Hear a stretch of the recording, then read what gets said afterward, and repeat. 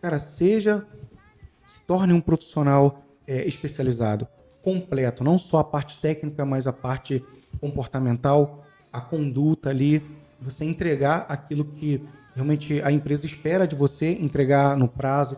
Pô, é para soldar tantas juntas, pô, né? Dê o seu melhor para você entregar aquilo ali no prazo, com qualidade. E quando você tem conhecimento técnico e você se especializa, você não precisa de um inspetor, você mesmo vai inspecionar sua solda. Você